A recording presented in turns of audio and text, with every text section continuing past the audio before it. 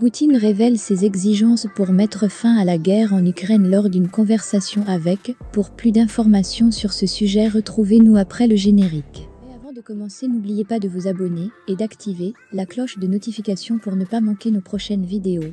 Bon visionnage.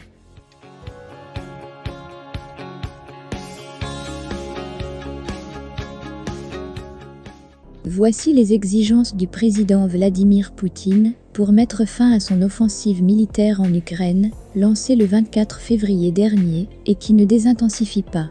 Plus de 2 semaines que Vladimir Poutine poursuit son offensive en Ukraine et semble bien décidé à atteindre ses objectifs, malgré toute l'indignation dans le monde et les lourdes sanctions économiques occidentales pour le freiner dans son élan.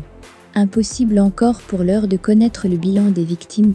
Tout comme il est encore impossible aujourd'hui d'établir le nombre réel de personnes, civiles et militaires, ukrainiennes comme russes, tuées depuis le début du conflit le 24 février. Vladimir Poutine a eu un entretien téléphonique avec le président turc Recep Tayyip Erdogan. Et selon le conseiller de ce dernier, Ibrahim Kalin, qui fait un compte-rendu de la conversation entre ces deux présidents, Poutine a mis sur la table ses exigences pour mettre fin à la guerre en Ukraine. Selon Ibrahim Kalin, l'Ukraine doit d'abord accepter de rester neutre et ne pas devenir membre de l'OTAN.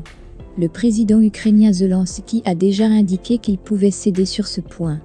L'Ukraine devrait également se soumettre à un processus de désarmement afin de garantir que, fermer les guillemets, elle ne constitue pas une menace pour la Russie.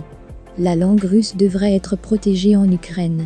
Une autre demande fait état d'une dénazification, mais la teneur de la requête demeure floue.